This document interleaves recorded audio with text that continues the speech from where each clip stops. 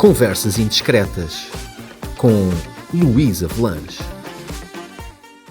Seja bem-vindo a mais uma edição do podcast Conversas Indiscretas, espaço onde as grandes figuras do desporto nacional falam de tudo um pouco, desde os temas mais óbvios até àqueles que podem parecer completamente improváveis.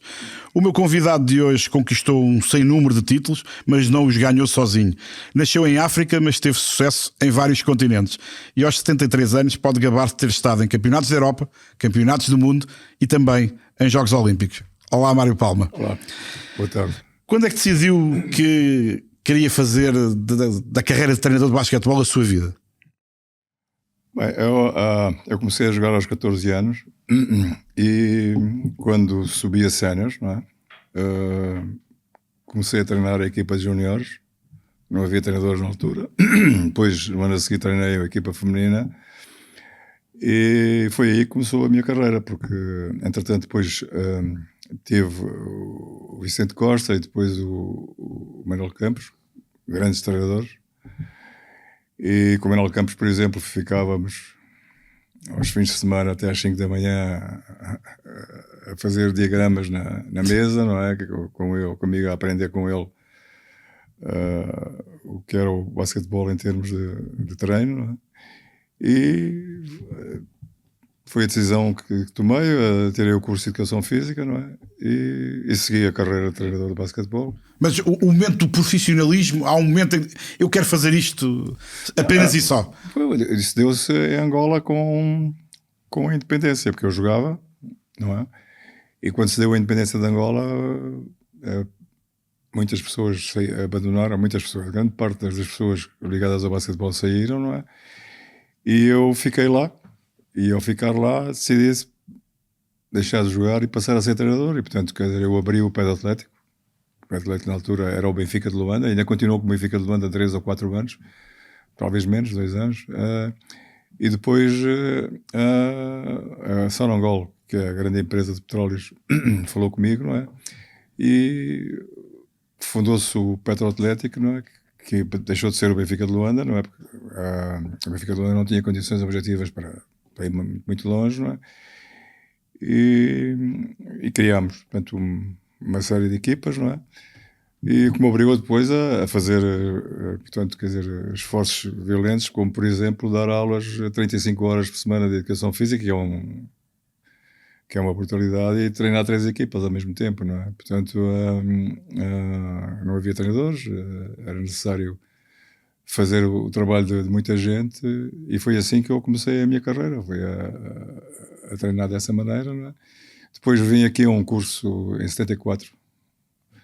Aliás, vim aqui a um curso, não, antes disso já tinha vindo aqui ao curso que me abriu as portas para ser melhor treinador, porque antes eu lia livros, não é? Mas não percebia, não entendia, não era capaz de chegar lá, porque quando eu jogava o basquetebol estava muito atrasado em termos de desenvolvimento, especialmente na defesa, não é?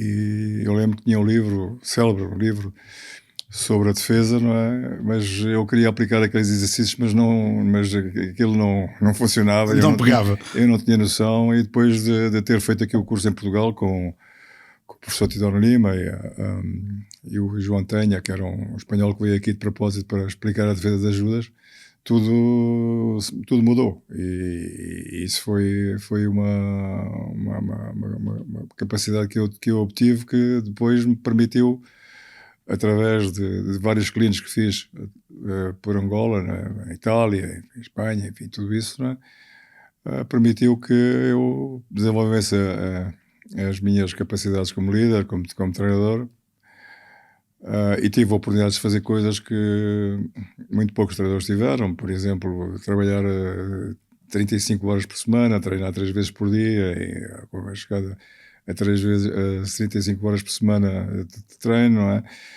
Isso deu-me uma experiência muito grande que poucos treinadores tiveram a oportunidade de fazer, não é? O basquetebol foi sempre a primeira ideia? Apareceu por acaso? Ou podia ter sido outra modalidade qualquer? Não, eu quando jogava basquetebol, houve 2 anos que eu jogava.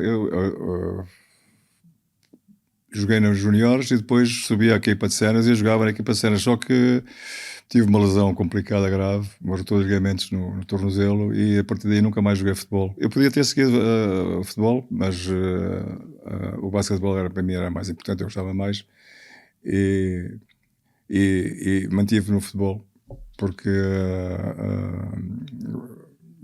era melhor jogo de futebol, mas o basquetebol para mim foi sempre uma paixão e decidi seguir nessa altura depois. A paixão, o jeito era mais para o futebol, mas a paixão era mais da basquetebol. Sim, claramente. Aliás, eu lembro até que o Benfica tinha aqui um treinador adjunto, Cabrita, não é? Fernando Cabrita, que foi a Angola e houve a possibilidade até de poder no futuro eu vir para aqui, mas entretanto deixei de jogar e terminou isso. Nunca foi um objetivo meu, foi sempre o basquetebol. Hoje, como é que olha para o basquetebol nacional? O que é que o preocupa? O que é que acha que está bem? O que é que não está tão bem? Qual é a radiografia que faz à modalidade? Há um problema sério que está a ser melhorado, mas que continua, que é o problema da estatura e do peso dos jogadores. Portanto, nós temos jogadores baixos, não temos jogadores com capacidade de obter volume perto da área do cesto, para intimidar, para ganhar ressaltos, para fazer pontos dentro da área pintada, não é? E, portanto, sem esses jogadores, nós temos, tem um caso, por exemplo, do Nemias, não é? Se pudesse jogar na Seleção Nacional, por exemplo, não é? A equipa daria um salto coletivo muito grande, não é? Aliás, quando jogou, notou-se quando logo. jogou, claro, não é? E o certo é que o que se passa hoje em dia no mundo é que todos os jogadores com qualidades, todos os jogadores que aparecem com potencialidades, a NBA vai buscá-los. E, portanto, começa na NCAA, não é? Ao problema dos jogadores irem para as universidades. A maior parte deles não involui, que é o termo, não é? Alguns têm a sorte de, para além de terem muito talento, terem bons treinadores, não é? E bons programas universitários, não é? E acabam por ou ficar na NBA, ou então se vierem para a Europa é porque não têm grandes possibilidades de terem sucesso, não é? E isto acontece em Portugal como acontece em todos os países, não é? Mesmo está a passar, por exemplo, nas grandes equipas europeias, estão a perder os jogadores sistematicamente para a NBA e os treinadores já se queixam que não têm jogadores nacionais com qualidade para jogar nas equipas, não é? Que jogam na Euroliga, não é? Portanto, isto é um problema muito sério que a FIBA devia resolver, porque cria um problema gravíssimo para os países, não é? E já está a influenciar mesmo as competições nacionais, não é? Porque o que está a passar é que vão ter que vir mais americanos, não é? Porque os grandes jogadores europeus começam todos a ir para a NBA. Mas do ponto de vista da organização, dos campeonatos, da forma de disputa das provas, pensa que em Portugal nós estamos no sítio certo, que deveria haver alterações?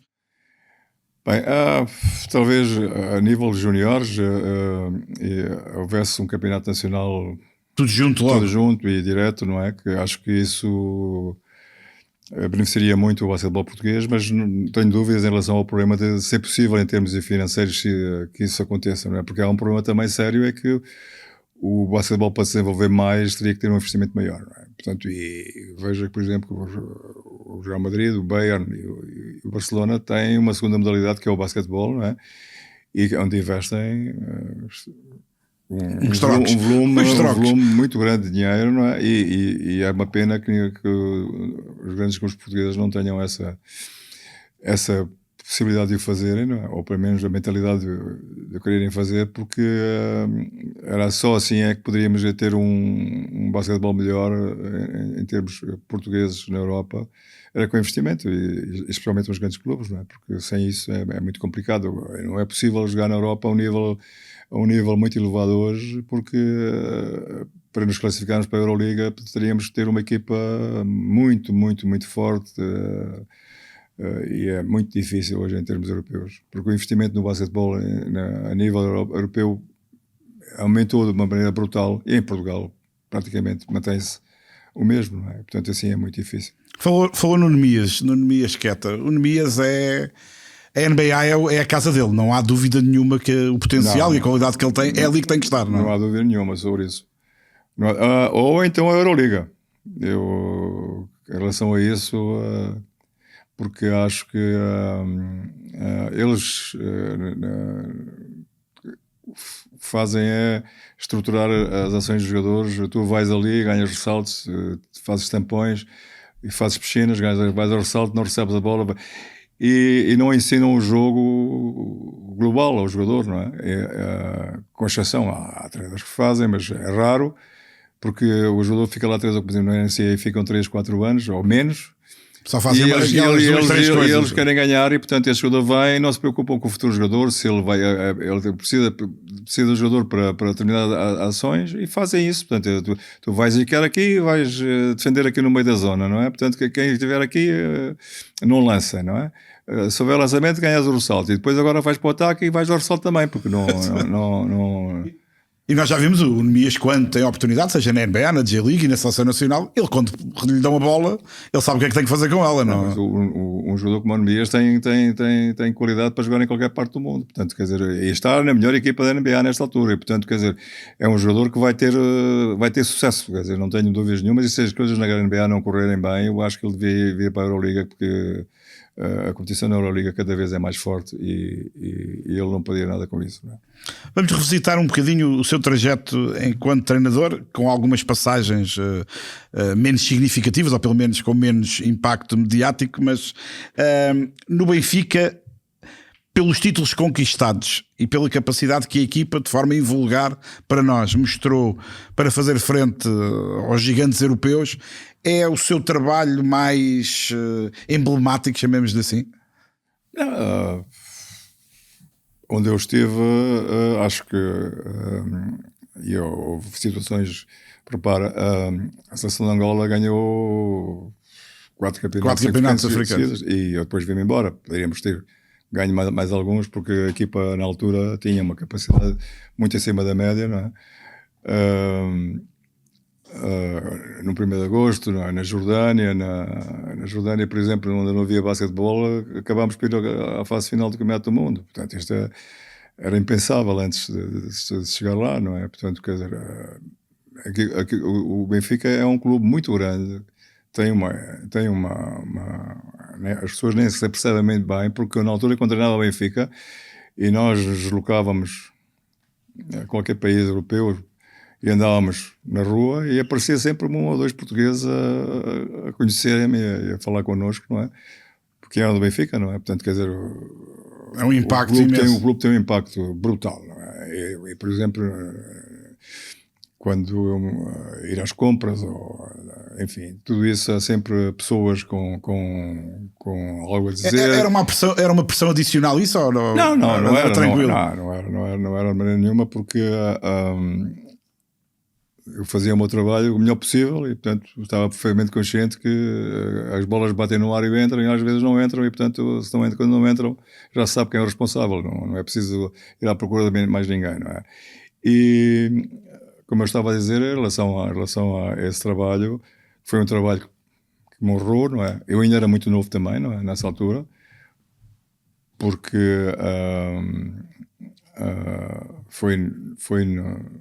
quando eu vim para Portugal, eu treinei o Sagaz, depois fui para o Imortal e depois estive um ano no Porto, não é? Regressei ao Imortal e depois, a meio da época, vim para o Benfica, não é? E não tenho dúvidas nenhumas que foi uma pena por uma razão, é que quando eu cheguei ao Benfica, os jogadores já tinham 32 anos. O Lisboa, por exemplo, tinha 32 anos, não é? A grande parte dos jogadores tinha essa idade. Não é? Acha que era possível ainda ter feito mais? Claramente, se os jogadores tivessem menos de 4 ou 5 anos, era evidente que o Benfica podia ter feito muito mais. Com uma coisa que era necessário resolver, é que nós tínhamos americanos de $3.000. Quer dizer, saber, não é? E como jogávamos contra o Dominic Wilkins, que ganhava 3 milhões e fora as casa e, enfim, as coisas, e portanto a diferença era brutal, não é? Mas mesmo assim, olha, ganhámos ao Panathinaikos aqui em Almada, não é? E se o investimento nos americanos pudesse ser maior, era evidente que nós podíamos ir fazer melhor ainda, porque nós jogávamos um nível elevadíssimo. Aliás, o treinador na altura do Panathinaikos disse aqui em Portugal que é uma pena que o Benfica jogasse na Liga Portuguesa, não é? porque para você melhorar tem que competir com equipas mais fortes ou com equipas iguais, não é? E nós aqui em Portugal éramos muito mais fortes que essas equipas normalmente, não é?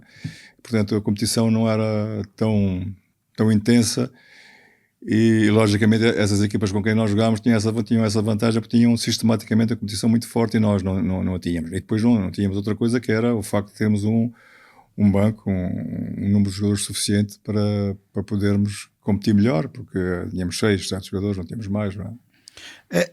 É justo dizer, ou seja, é suspeito para avaliar, mas essa foi a melhor equipa da história do basquetebol português? A que teve melhores resultados foi. A mais importante foi. A melhor, não sei, mas a mais importante e a que teve melhores resultados foi, de certeza. Isso não, os factos que a gente dizem não têm. E aliás, eu vou dizer, a equipa de basquetebol Benfica teve um impacto tão grande que ainda hoje, aliás, viu quando eu cheguei aqui à redação, apareceram logo pessoas que se lembravam da equipa, que se lembravam dos jogadores e dos Jean-Jacques e de Lisboa.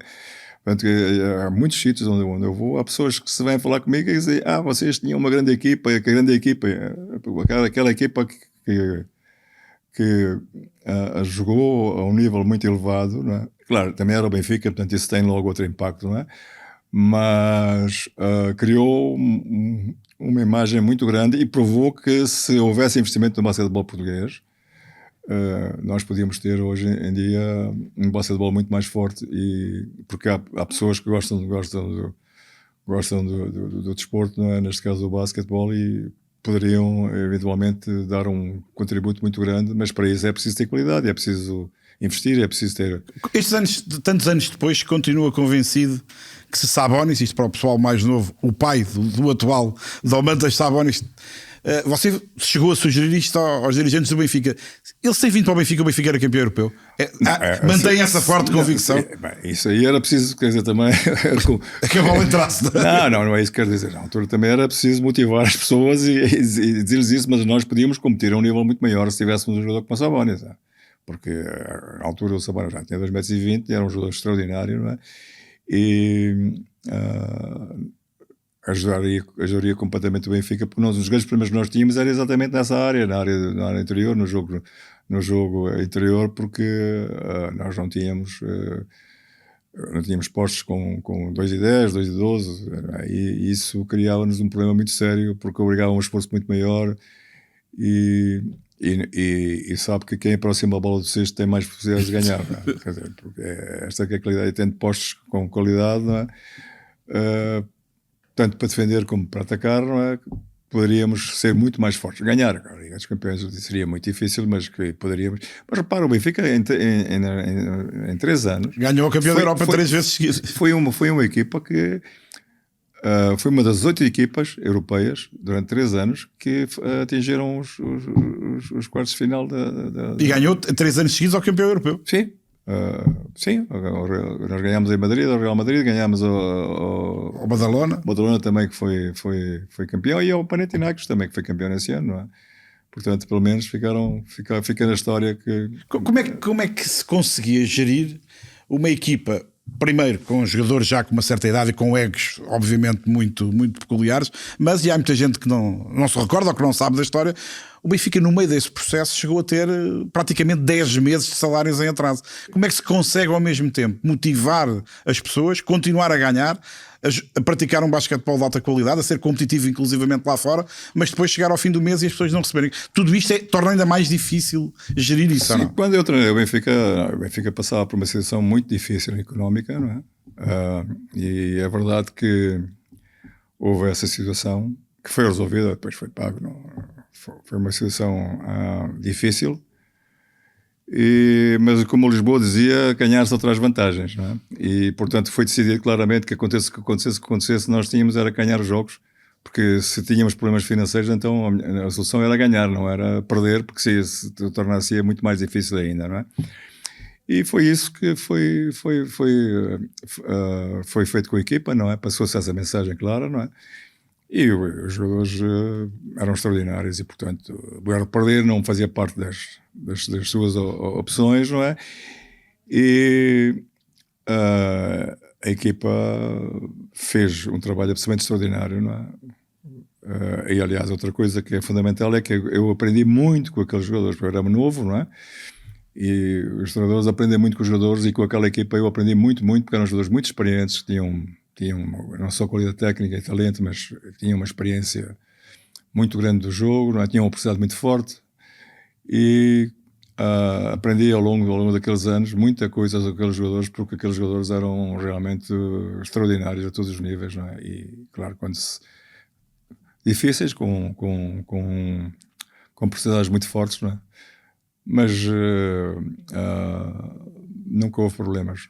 Durante 7 anos nunca houve problemas de maior na equipa, e sempre trabalhámos bem, sempre competimos bem, os normais problemas que existem em cada equipa, mas aquilo que se passou é uma equipa. Aliás, aquela equipa era uma equipa muito especial. Portanto, em termos de grupo, em termos de coisa, também é uma equipa que me ensinou depois a ser melhor treinador, porque eu aprendi muito com aqueles jogadores. E, portanto, quer dizer, era uma equipa que, em termos europeus, a maneira como nós competimos, como nós ganhámos jogos, como nós fomos reconhecidos na Europa. A equipa, eu lembro que houve um treinador que foi despedido foi do Panathinaikos, no balneário, porque perdeu connosco na altura, não é? E porque os adeptos gregos não admitiam que uma equipa grega perdesse connosco, não é? Na altura nós tínhamos aparecido e eles não, enfim. Portanto, foi uma página importante, mas é que sabe que a equipa do Benfica, aquela equipa de basquetebol do Benfica, ficou um bocadinho acima do clube naquela altura. Está a ver? O clube não teve capacidade, ou não teve capacidade, ou havia problemas financeiros, e não houve a capacidade de acompanhar para acompanhar. A equipa depois acabou por se afundar, porque não era possível manter aquilo durante muitos anos. Era necessário renovar a equipa, não é? Também não, os jogadores portugueses, porque que havia para renovar já não tinham a mesma qualidade, não é? E era preciso arranjar americanos com muito mais qualidade também, não é? E isto não foi possível fazer, e acabou por... Em Angola, 4 títulos seguidos do campeonato africano. Isso também não é fácil, não acontece com regularidade. Como é que isso se consegue? Como é que se conseguiu? Quando eu cheguei a Angola, a equipa estava... A equipa, neste caso, o basquetebol, estava com uma situação extremamente difícil, não é? Extremamente difícil. O primeiro ano foi muito complicado, com a equipa de 1 de agosto na altura, não é? Aliás, quando eu cheguei a Angola, o 1 de agosto perdia o campeonato há 9 anos, e nesse ano nós perdemos também. Perdemos o 10º seguido, não é? Depois ganhámos 6 seguidos. Mas foi preciso um ano para renovar e melhorar aquilo tudo. Em relação à seleção nacional, havia jogadores com qualidade, com talento, e eram condições de trabalho muito boas, não é? Nós treinávamos com volume e uma intensidade muito alta, não é? E antes do primeiro campeonato africano fomos a Porto Rico, por exemplo, e ganhámos os jogos todas as equipas que têm jogadores da NBA, né? No campeonato de Porto Rico, não é? Fizemos 8 jogos, ganhámos lá os 8 jogos, não é? E quando aparecemos no campeonato, ganhámos claramente o campeonato contra equipas fortes, uma delas a Nigéria, não é? Com uma série de jogadores da NBA e tudo isso, não é? E depois as coisas correram naturalmente, nós ganhámos mais 3 campeonatos, porque aquela equipa era uma equipa fortíssima, e o trabalho que foi feito permitiu que ainda se ganhassem mais alguns, e depois de repente tudo se evaporasse, não é? A nível de clubes também, não é? Eu ganhei 9 campeonatos africanos, além desses 4 ganhei mais com os clubes, não é? E com a Seleção Nacional de Juniores, enfim, tudo isso, não é?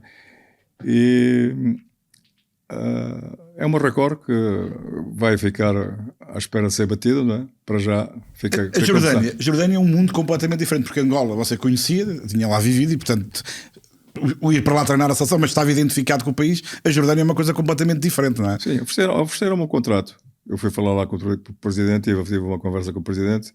Ofereceram-me um contrato bom, não é? E eu vi um jogo e tratei que havia jogadores com potencial para se poder fazer uma seleção boa, não é? Porque uma seleção boa não precisa de muitos jogadores, precisa de alguns jogadores com talento, que sejam capazes ser eficientes, não é? E eu tentei alguns, não é? Depois fui para lá e é claro, aquilo começou, trabalhou-se muito, o presidente deu-me condições de trabalho muito grandes, não é? Foi preciso modificar as minhas mentalidades, porque, repare, eu fiquei 4 anos na Jordânia. Este é um recorde absoluto. Não é possível nenhum treinador ocidental ir para um Médio Oriente e ficar lá mais de 6 meses, já está no limite. A saltar mais que 1,20 m, como se dizia na equipa do Benfica, não é? E os jogadores, quando chegavam à equipa do Benfica, eram logo avisados que aqui ninguém salta mais que 1,20 m, não é? Os capitães diziam isso, não é? E na Jordânia foi a mesma história, não é? Teve que saltar mais que 1,20 m para se ultrapassar as dificuldades, os problemas. Fizemos o primeiro campeonato da Ásia, não é? Incrivelmente fomos eliminados com o Japão, no Japão, por um ponto que num final de partida no nosso americano falhou um lançamento de baixo sexto, não é? Portanto, podíamos ter ganho, não é? E depois, é claro, o presidente acabou por me perdoar, não é? Quer dizer, nós estávamos a fazer um trabalho excepcional, mas não ganhámos, não é? Sabe que é quem não ganha. E fiquei lá mais 2 anos e o que se passou foi que depois classificámos para o Campeonato do Mundo. E não fomos campeões da Ásia porque mais um jogo perdemos com o Irão por 2 pontos. Enfim, não é? Uma situação... Mas viver 4 anos na Jordânia, apesar de vir a Portugal... A Jordânia é um país especial. É um país... Sabe que é esta ideia que vendem aqui no Ocidente, não é? Em que eles andam descalços, não têm comida e não têm... Bem, e que são profundamente perigosos. Essa história é uma história a história da carochinha. Aliás, eu próprio devo dizer isso porque eu estive na Tunísia, estive na Jordânia e depois visitei aqueles países todos, não é? E se há países onde há segurança, calma, respeito pelos outros, são aqueles. Eu não estive lá vários anos e nunca tivemos nenhum problema em nenhum jogo, em nenhuma circunstância, e correu sempre tudo muito bem. É claro que depois há a mentalidade diária, porque as pessoas não têm as mesmas ideias sobre o que se passa, por exemplo, no basquetebol, porque também não estão ainda... Não estão na mesma página. Não estão na mesma página, portanto é mais difícil, não é? Mas isso é uma questão depois de motivação. E foram 4 anos muito bons, porque com sucesso, né? Com dificuldades muito grandes. Não terminou muito bem em relação a algumas, porque o presidente depois saiu, não é? Porque aquilo criou um problema muito sério, porque o presidente trabalhava com o irmão do rei. O irmão do rei era, isto sem eu saber, o irmão do rei teve para ser o rei e acabou por não ser o rei. Portanto, um dos irmãos do rei era o presidente do Comitê Olímpico, né? E o outro era presidente da Federação, e este irmão era fora das coisas, indicou o presidente e ele é que coordenava o basquetebol, não é? E o certo é que o basquetebol começou a ter um sucesso muito grande dentro da Jordânia. É aquilo que começou a criar problemas políticos, não é? Depois, quando estávamos para ir para o Campeonato da Ásia, já no segundo período, não é? O que se passou é que despediram o presidente da Federação.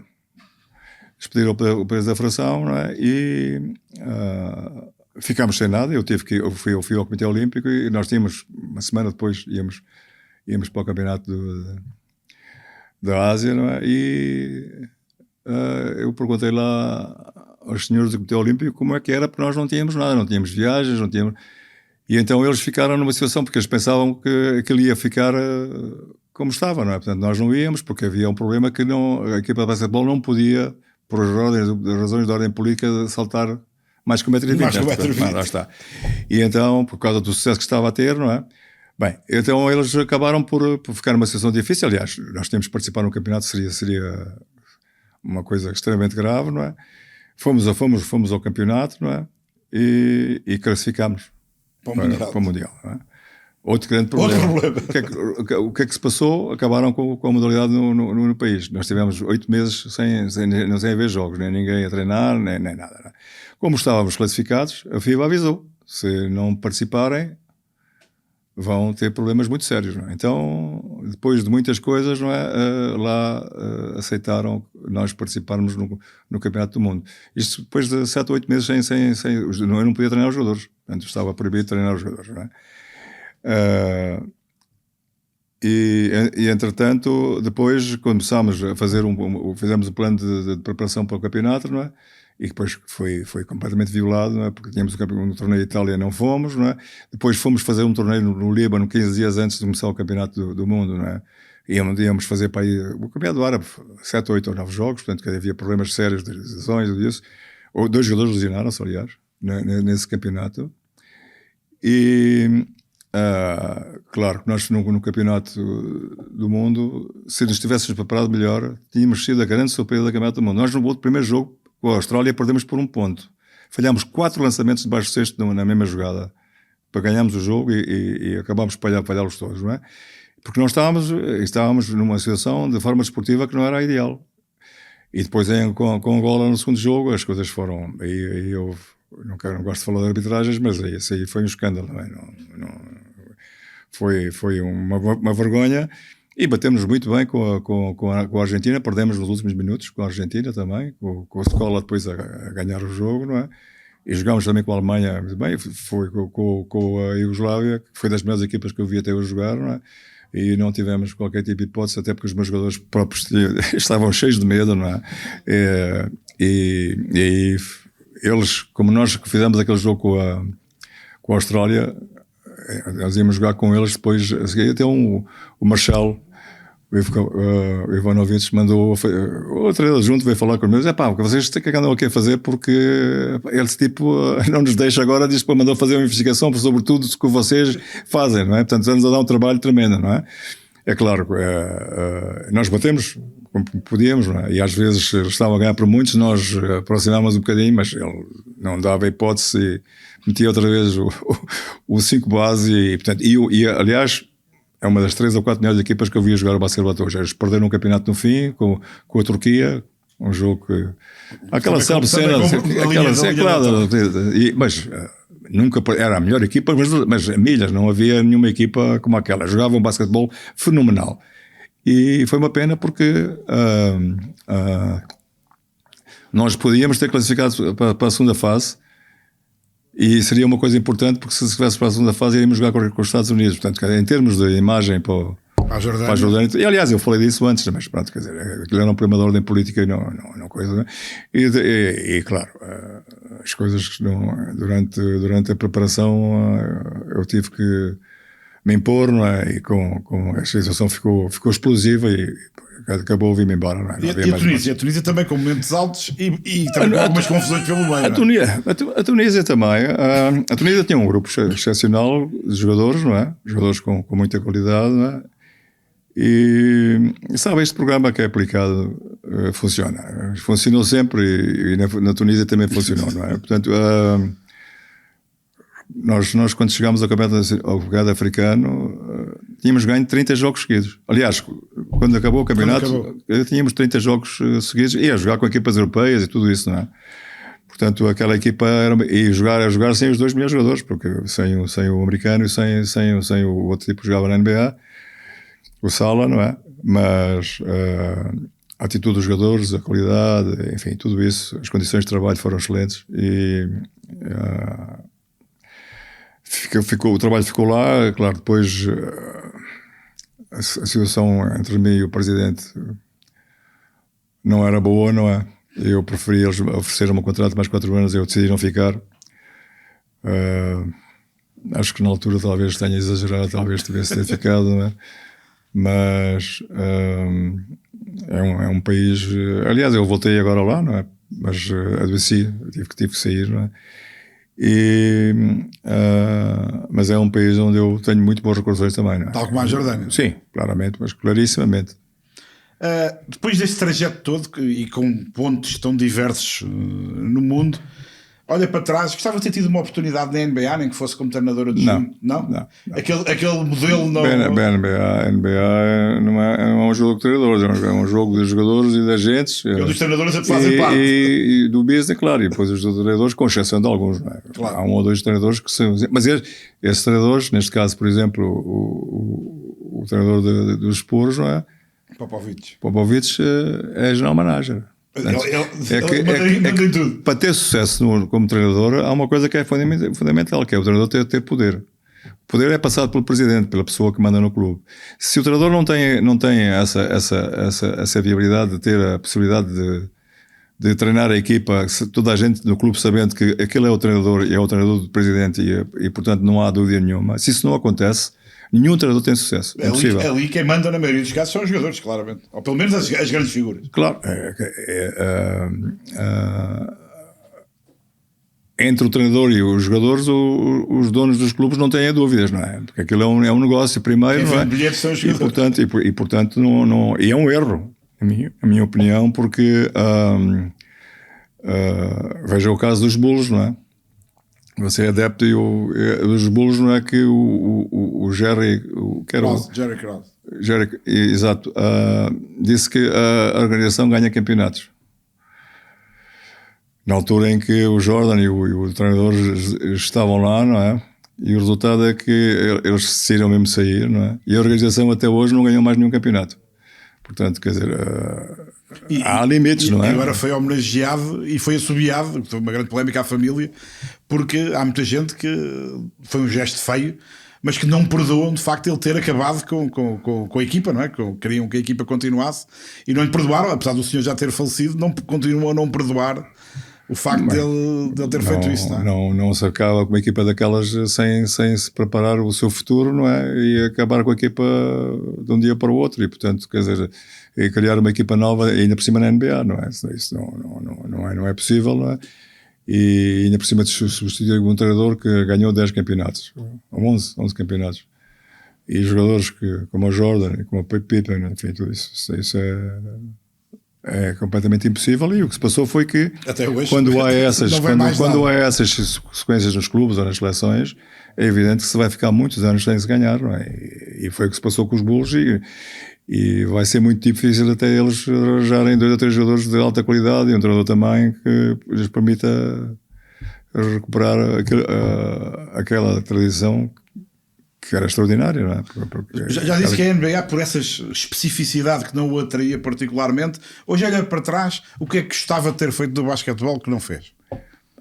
Repare, eu estava aqui em Portugal e decidi ir para Angola, não é? Porque eu queria ir aos Jogos Olímpicos e queria ir ao Campeonato do Mundo. E para fazer isso teria que ir por uma seleção e, portanto, teria que ser uma seleção africana, porque seria difícil na altura ir por outro caminho, não é? E foi isso que eu fiz. Eu recebi o convite, não é?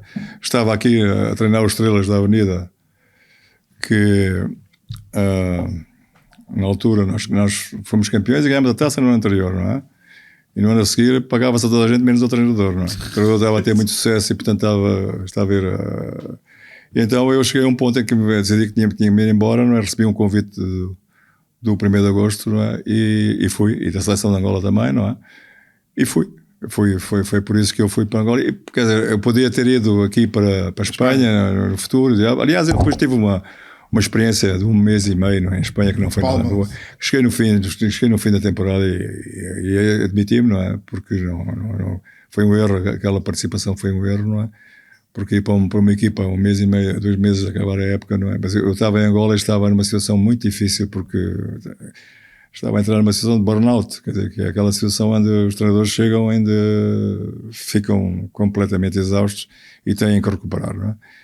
Ainda depois da saída daí fui para a Jordânia, né? E depois vim para a seleção portuguesa. Tive aqui 4 ou 5 anos, porque a seleção não trabalhava todos os dias e eu tive a recuperar, porque eu passei, estas coisas marcam, e treinar todos os dias 5, 6 horas por dia, hotéis, enfim, viagens e tudo isso, e o stress provocado pelos jogos e pelas responsabilidades, não é? De maneira que eu fui para... E depois a partir daí... Mas olha para trás e acha que o percurso foi o que tinha que ser, está de bom também. O percurso tinha que ser e foi este, não estou nada arrependido. Quantos títulos é que ganhou ao todo? Sabe ao certo? 81. Ainda torce o nariz quando as pessoas lhe dizem, meio a sério, meio a brincar, que é o Mourinho das modalidades? Não, repara, em relação a isso, sabe que nós somos todos especiais e nenhum de nós é especial. As pessoas deviam aprender isso. nós somos todos especiais e nenhum de nós individualmente é especial, não é? E portanto eu também não me considero minimamente especial, não é? Sabe que eu tive a possibilidade de, com a independência de Angola, de ter acesso a condições de trabalho e a cargos que me permitiram não só fazer várias portanto, como é que está-me a faltar o nome, de tirar clínicos no estrangeiro, como treinar as seleções nacionais, né? E fazer experiências de treino que não eram possível na altura fazer aqui, não é? E isso deu uma margem de vantagem muito grande, não é? Repare, por exemplo, o Guardiola apanha bolas, não é? Está a ver sempre ali a seguir o Mourinho, o pai treinador, não é? Apanhar sempre. Isso parece que não, mas são situações, são vivências que dão. Eu tinha aqui a pergunta a seguir. O Guardiola continua a ser o seu modelo? Sim. Mas eu tinha razão já essa história já tem para aí 15 anos. Ou mais, não é? E eu nunca tive dúvidas, porque estávamos perante um treinador muito especial, não é? E eu considero o melhor treinador de todos os tempos. Eu penso que, incluindo as modalidades, não é? Apesar que há algum jogador, o caso do treinador dos Bulls, o Phil Jackson e o Popovich também estejam incluídos, mas o Guardiola é um treinador muito, porque aquele modelo de jogo é muito difícil de aplicar. Quer dizer, quem sabe o que é o treino é que defender não tem a bola, é vontade só, não tem a bola, portanto, quer dizer, é necessário e ganhar-se a defender, mas só que ele defende de uma maneira, defende à frente, defende lá perto da equipa adversária, não é? Da baliza adversária, porque ele tem um stress muito grande e não quer que a bola esteja perto da baliza dele, porque assim pode sofrer golos, não é? Mas aquele modelo que ele defende e que aplica, não é? E a posse de bola, as pessoas falam, mas sabem o que é a dificuldade que é ter a posse de bola? É que o problema é que sem bola agora com bola é muito complicado, é necessário controlar a bola e ficar com ela através de vários movimentos para até chegar à habilidade adversária, não é? E quer dizer, aquele modelo é um modelo extremamente difícil de fazer, de aplicar e ao mesmo tempo ganhar. E quer dizer, quando não ganha, perde na última posse de bola, não é? Portanto, e outra coisa que é fundamental para mim, pelo menos, não é? Que é a beleza do espetáculo, não é? E as equipas dele, na minha opinião, é uma opinião muito. Sabe que as pessoas com muito sucesso normalmente têm grandes problemas porque há muita gente que não gosta deles, não é? Não lhes permite erro nenhum, não é? Exatamente. E aliás, ele quando chegou à Inglaterra foi logo começar a chamava-lhe o Fraudiola, não é? O Fraudiola depois mostrou o que é que era capaz de fazer nestas coisas, não é? E eu acho que os grandes ídolos do desporto devem ser elogiados e coisas porque ele merece. E a maneira como ele se comporta com os colegas, a maneira como se comporta com a imprensa, enfim, a maneira como ele é um modelo, acho que devia ser seguido a nível mundial. Para além do desporto, eu sei que você é uma pessoa também interessada em questões sociais, em questões políticas, que está sempre muito atento e que tem as suas opiniões, que cada um tem direito às suas naturalmente. Eu não resisto a perguntar, até porque estamos praticamente nos 50 anos do 25 de Abril, olha para estes 50 anos também de democracia em Portugal, o que é que acha? Portugal é um país diferente, melhor, devia ser melhor ainda? Que balanço é que também faz numa questão social? Eu acho que se alguém tem dúvidas devia ser igualar os 50 anos da ditadura, não é, com os 50 anos da democracia, depois fazer a comparação, não é? E acho que aí, a partir daí não há dúvida nenhuma, não é? Não é preciso fazer mais nada. Mas eu pessoalmente, não é? Portanto, a minha ideologia em termos políticos não. Acho que este regime neoliberal que há na União Europeia não é o ideal, não é? O que está a passar a nível da guerra na Ucrânia e agora na Israel é uma situação complicadíssima. Acho que a Europa vai pagar caro isso, porque nós temos uma relação com os Estados Unidos muito complicada. E se não resolvemos isso, mais tarde ou mais cedo, vamos a percebermos que fizemos um erro muito grande, não é? É claro que isto é muito problemático, as pessoas não estão de acordo com isto, não é? Mas eu sigo muito a política, sigo muito o que se passa a nível nacional e internacional, e o que está a passar hoje em dia é muito, muito grave e muito complicado, porque nós estamos perto de uma guerra nuclear e as pessoas não estão a ter noção disso. E aliás já se fala da guerra nuclear como se não fosse uma coisa banal, não é? Quer dizer, e a outra coisa que é vender que os russos não têm botas e não têm armas e que utilizam máquinas de lavar, os chips da máquinas de lavar para coisa. Não é? Aliás, eu vi a Presidente da Comissão Europeia dizer isso. Isso é um insulto, não é?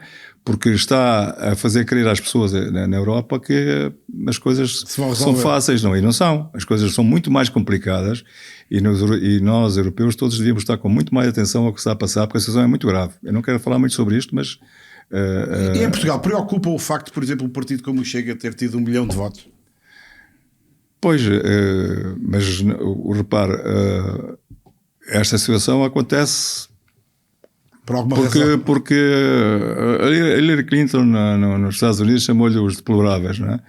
Pois aí são pessoas que têm muitas dificuldades na vida, que sofreram muito, que têm rendimentos muito baixos, e há um dia que não votam. E um dia decidiram votar, não é? Votar e já estão por tudo. Decidiram votar num tipo que é do Benfica também, não é? Infelizmente é do Benfica, não é? Lamentavelmente é do Benfica, não é? Mas que é um demagogo, não é? É um tipo extremamente inteligente, mas é exatamente por ser extremamente inteligente que é extremamente perigoso para todos nós, não é? E as eleições europeias que vêm aí ainda vão complicar mais a vida dos portugueses, não é? E esperemos bem que a situação não... Porque uma coisa é estar na oposição e dizer aquilo tudo que ele diz, não é? Outra coisa é estar no poder e governar o país, não é? E provavelmente o que vai acontecer é que vai ser necessário irem para o governo para provarem que é que são capazes. Eu tenho sérias dúvidas se sejam capazes de governar o país, mas pronto, isso aí depois far-se-á. Há uma coisa que eu quero dizer, portanto, eu tenho todo o direito de eleger 50 deputados e de participar num debate político, não tenho a menor dúvida, desde que não impeçam que os outros façam o mesmo, não é? Mas acho que é um perigo tremendo para a sociedade portuguesa o que está a passar. Não é? Vamos falar de coisas mais agradáveis aqui na parte final da nossa conversa. Sempre foi um bom garfo, mas existiam petiscos que não o motivavam muito, até que houve uma outra vez que foi enganado. Hoje já não lhe faz muita confusão se o chamarem para comer túbaros de carneiro? Essa brincadeira foi gira, não é? Mas só me avisaram depois de eu ter comido, não é? Portanto, quer dizer, mas é claro que me faz. Não é uma coisa que parece que, aliás, é bom. Eu, na altura, não achei nada especial, não sabia o que é que era, não é? Mas nunca mais, a não ser que eu seja outra enganado, porque... Lá fora comeu assim alguma coisa na Jordânia, na Tunísia, assim alguma coisa estranha ou nem por isso? Eles têm aqueles os pratos deles, que é comida caseira, em algumas residências de amigos meus eu fui comer e alguns restaurantes também, onde a comida era muito boa, aliás, e depois também é preciso ver que há restaurantes muito bons, não é? Portanto, quer dizer, que têm comida ocidental e, portanto, quer dizer, não há problema nenhum, pelo contrário. Não.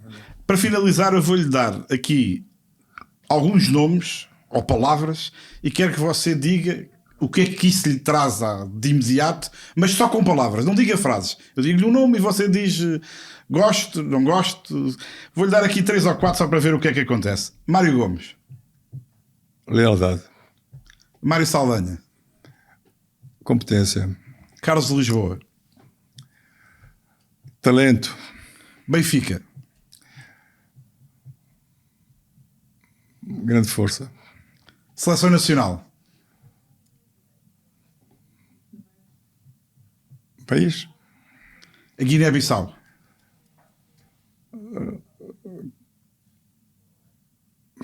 País onde nasci, portanto, dá-me a faltar a palavra, mas olha, não lhe posso dizer.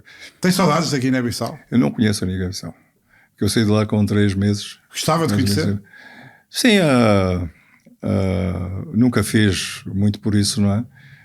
Mas porque eu nasci lá, o meu pai esteve lá uns meses e depois fui para Angola, não é? E portanto eu praticamente. Sente-se mais angolano? Não, eu sou angolano mesmo. Isso aí não tenho sequer ou coisa, mas eu sou angolano, eu sou africano. Isso aí sou português, mas africano sou de certeza, não é? Portanto, quer dizer, aliás, eu sou um cidadão do mundo porque eu também considero que sou jordano e considero que sou tunisino e portanto esse problema das fronteiras a mim não me afeta e não coisa, não é? E a Guiné-Bissau, sendo um país que eu não conheço, é uma referência para mim, porque foi lá que eu nasci, não é? Portanto, tenho que dar voz a isso, não é? Ok, muito obrigado por essa participação.